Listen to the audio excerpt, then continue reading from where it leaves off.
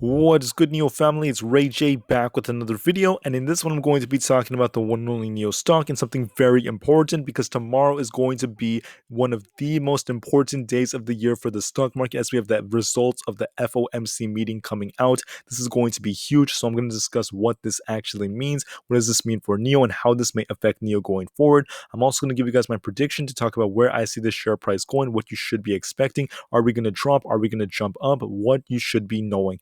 I'm also going to talk about what's going on in China, what the news is saying about NEO, as many investors are still very bullish, and what NEO put on their Twitter page that makes me even more bullish for the future of this company, despite the price we're at right now. And before I get into any more details, before I talk about what's going on with the Twitter page and NEO's share price, I do have to mention a couple of very important things first. The first thing is I'm not a financial planner, so please don't take this as financial advice. And also, if you guys can, please smash the like button if you want to see more videos like this. It not only benefits me, it benefits the entire new community as a whole.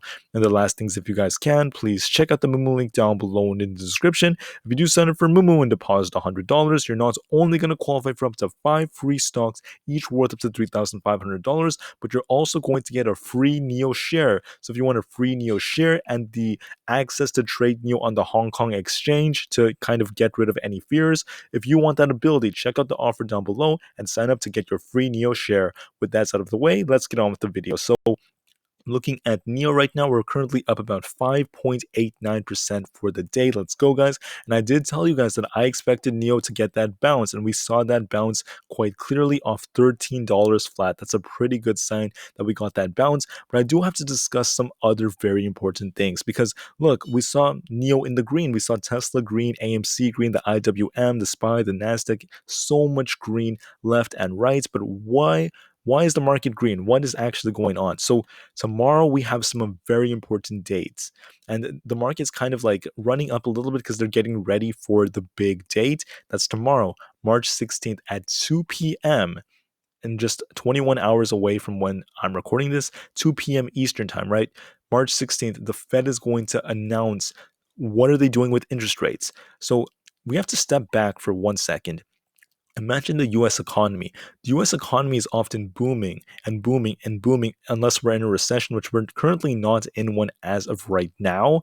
But typically it's just booming and booming. Now, it booms at different rates. We don't want our economy to boom way too fast because what's happening is there's so much money and not enough allocation of these resources to really hold back inflation.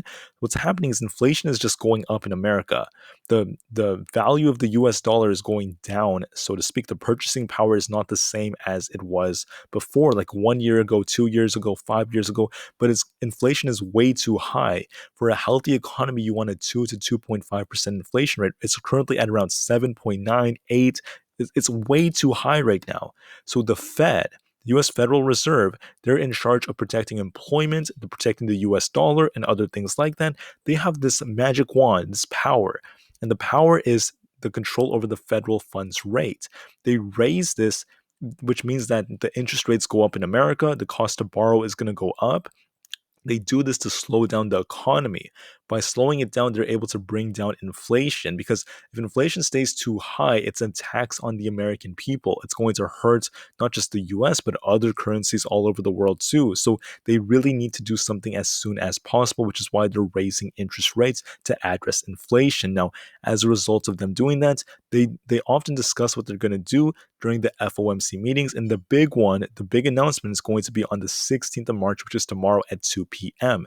So right now, it's statistically, there's a 2% chance that you're going to see a 0.5% rate hike or a 50 basis point. It's very unlikely it's going to be that high because of what's happening in Ukraine. And I think Jerome Powell, the chairman of the Fed, he's saying that the market's not super stable right now, so he doesn't want to raise it too high. So it's most likely, there's a 97.3% chance it's going to be between 0.25 and 0.5% or a 25 to 50 basis point hike. And that's not going to be bad for the market. So if he surprises us and actually rose it to 50 basis points or 0.5%, that's going to be very bad. It's going to cause the market to take a big hit, but that's extremely, extremely unlikely. Now, if it's a 0.25% hike or a 25 basis point hike, that's going to be good. The market's going to actually be prepared for that anyways. So I do want to talk about what that's going to do. Now, it's not just about what hike they raise it on right now. It's also what about the future? Because once they raise it, they're not done. They have another meeting in May, in June, in July, September, November, December, 6 more meetings for the year. And we are expecting them to raise rates at every single meeting. So we want to know to what degree are they going to raise it in May then. We might get some outlook on that too. Is it going to be a 0.25% hike again, making it 0.5? Are they going to raise it again in June, July? What on earth is the plan? So we're just waiting on that. And as of right now, I do expect a 0.25% hike every quarter or every single meeting. So we'll have to wait and see on that. And that's what the market is looking at. So there's so much uncertainty right now, which is why the market is pretty fearful. And we have to look at how this is going to affect NEO and other companies. Now, another big thing is the fact that right now in China, we're seeing a lot of cases for the virus kind of like spreading. It's not insane right now. We're seeing about 3,500 reported.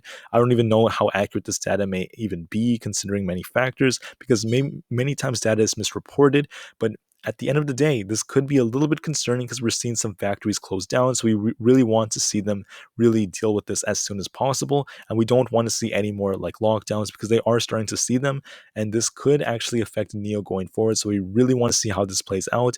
That's just something you got to keep on the back of your minds. Now, the last thing I'm going to talk about before I do any technical analysis is right now, many investors are saying NEO is in its high growth phase, but investors are looking at the risk involved. And I will agree there are some risks. However, they are still saying some very good things about NEO. The risk is they are saying the fact that it is, a Chinese company. There is some risk involved in that, but it's not that bad because of the fact that, look, they're now on the Hong Kong exchange. On top of that, they're growing, really well. They're going to be expanding all over the world, so it's not too big of a risk. I think the company is still crushing it. And when it comes to deliveries, they're just doing better year in and year out. Every single month, they're going to be improving. I do think that the first quarter may be a little bit tough, and maybe parts of the second quarter due to the chip shortage. But going forward towards the rest of the year, I see them expanding more and still improving and improving and improving. So when it comes to the share price, and this is the important part of this video, what's going to happen tomorrow? We're up about 5.89% for the day. We got that bounce off 13. However, guys, I think we're going to have a slight pullback tomorrow in anticipation of the meeting. By the time the meeting starts, we're going to see high volatility. We're going to be bouncing like crazy. And depending on how the meeting goes, we're going to either run up or maybe drop a little bit. But I think it's most likely true that we're going to run up after the meeting. And we could have a slight, I think it's going to be not too bad, maybe a slight green day.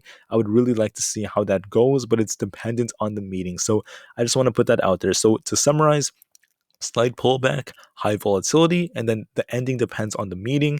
But I do think it's going to be a little bit more probable that we're going to be slightly in the green. So I just wanted to prepare you guys for that. Now, anyways, to end the video, I wanted to talk about this too.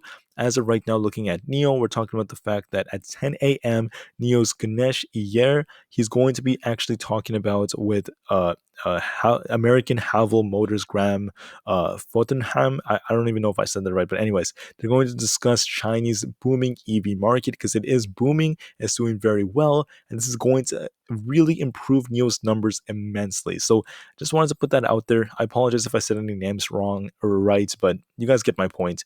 So let me just look at the macro state of NEO right now. I think it's very shorted. As you guys know, I see this as a short squeeze play potentially in the future. And we do have many gaps to the upside that need to get filled relatively soon, or at least they're most likely going to get filled. So in the next, I would say, week and a half, I do expect them to get filled. It's looking pretty good. We are starting to see the 1348 EMA curling in the opposite direction, like I was talking about yesterday. The last thing is the MACD, DMI, and RSI. Looking at them real quick, we're getting this flip from the MACD and the 9-day moving average. I think RSI is starting to pick up once this loads, but I'm sure you guys get my point. RSI is doing better too. We're showing a little bit more strength compared to before. So the chart's doing better. It's kind of picking up out of that oversold territory. It's improving immensely. So to end the video, tomorrow expect perhaps a slight pullback. high volatility, and then a bit of a run up if things are good, which they most likely will be from the Fed. So be prepared, guys. I'm very excited for NEO. I've not lost faith. The short term may be, kind of sideways with some bearish price action, but the long term is very, very bullish for the future of this company. I do see it as a short squeeze play, and I'm still very, very excited. That's what I have for this one. I'll see you guys in the next one. NEO to the moon, and peace out.